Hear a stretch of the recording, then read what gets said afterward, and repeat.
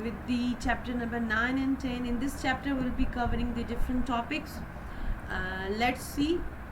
Now we are going to discuss about responding to an emergency situation. You find a lot of time emergency happen. Sometimes people are in a dark night. Let's suppose in a dark night you are being caught with some people who are looting you and you are shouting. A lot of people are passing through and you are supporting, help, but a lot of people are looking at you and they are not helping you. This is one of the situation. In somewhere you have just slipped to the river and you are calling for the help. People are looking at you but they are not coming to the river to support you. Sometimes people come to support you. So these are some sort of emergency situation where we need support. So let's see how people respond in emergency situation. What is their behavior? So this is effect called the bystander effect. What is the bystander effect? The presence of other can reduce the likelihood that any one individual will offer help.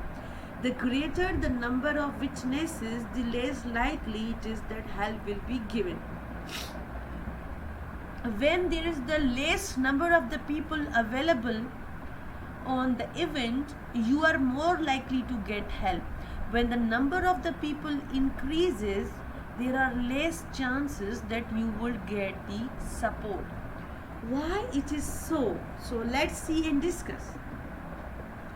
There is one of the very interesting video. You may go through this video. I am sharing the slides. So once you click on this video, you would see how bystander effect is going to occur. There are the people who are doing the experiment. They have falling down and they wanted to see how it is. So let me open the link. If you are going to open the link, you would see a different sort of thing.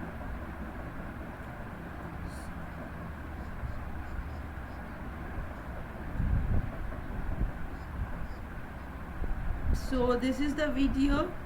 They are doing the experiment, so you can see. So you can watch this video, very interesting. This would help you out to understand the concept in a better way, right? So this describe the bystander effect. When a lot of people are available, you are getting very less help. So I have given the example of why we don't help people, the bystander effect. So this says that when the greater the number of the people present, the less likely people are able to help. The most popular example of bystander effect reflects what happened in the night of March 13, 1964. This is the famous celebrity Kitty was brutally raped and murdered. She screamed for her life for half an hour in the presence of many inactive neighbors who later told the police, "I just did not want to get involved." The tragedy could have been avoided if just one individual had stepped up earlier and made a simple phone call to the police. I mean, this effect described that how bystander effect, when a lot of people are available, why we get less help. So let's see in detail, why do we help?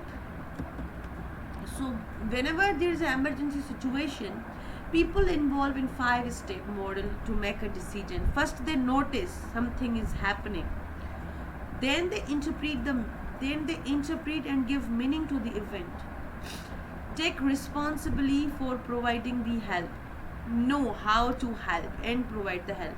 Someone, let's suppose, is drowning into the water. You interpret, is he really swimming or drowning?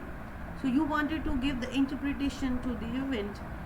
Then you take the responsibility. First you think, do you have that skill? Do you know the swimming? If you know the swimming, then you take the responsibility and go to help that. Know how to help. You identify yourself, then you provide the help. So let's see further. So this is the 5-step model. First you notice. If you notice, then you may go for the help. Then you interpret, is it really emergency or not? If you interpret rightly, then you may go for help. If no, then you don't go for help. Then you check the responsibility. If yes, then how? You know how to help, then you be able to make an implemented decision, then you provide help or not. So this is the complete model. Why it is so? So one concept says that is the pluralistic ignorance, looking to others for cues about how behave while they are looking to you. Collective misinterpretation. One person is passing by a person, someone has someone is shouting that he is feeling pain on his chest. A lot of people are looking, and a lot of people are going by him, and they are just noticing, and they are ignoring because others are also ignoring. So this is the pluralistic ignorance. The other concept is diffusion of the responsibility, the reduction in the feeling responsible take occurs when others are present. You say others will help them.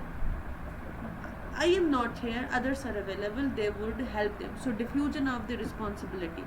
The other is the audience inhibition. What is that? Failure to help in front of others for fear of feeling like a fool if one's offer help is being rejected. When a lot of people are available, people are observing you. Once you offer a help, maybe you are being rejected, so that creates a sort of bad feeling to you. That's why you do not give help. So this is the model. So I have given the detail. This is the emergency, and this you have distraction. You stop fooling around, kids. We are here to eat. Self-concern, I am late for very important date. So you are already busy with your own work, right? Step 1, notice that something is happening. The first one is ambiguity. You are confused. Is she really sick or just drunk? Relationship between attacker or victim. They have to resolve their own family quarrels. Two people are fighting. She is finding help. You are ambiguous. What is the relationship? Pluralist ignorance. No one else seems worried. So why I am getting worried, right? Then you try to interpret the emergency. Once you are going to try to interpret the emergency, diffusion of the responsibility. Someone else would have called the 911. Take responsibility for helping others. You take the responsibility. If you don't have that competency, I am not trained to handle this. Who would I call then? Decide how to help. And now you have to decide how to help. Exceed, you see the cost and benefit. What if I do something wrong and not? So you would provide the help. So this is something that you are going to see, and these are some discussion questions that you need to come up with the answer. In which situation do you think people are more likely to help? When your car breaks down, one where there is a lot of traffic, or when there is a few pedestrians. Recall an incident from your country where bystanders display empathy and indifference toward the victim of the crime. Have you ever found yourself in a situation of the pluralistic ignorance? Discuss the factors that lessen this inhibiting effect, and how would you help someone if the situation calls for specialized skills that you don't possess? What according to you are the factors that will determine whether a person will make a final decision to help someone in need? So you need to give answer of these questions. We will discuss in our class. So thank you, dear students, for listening to me.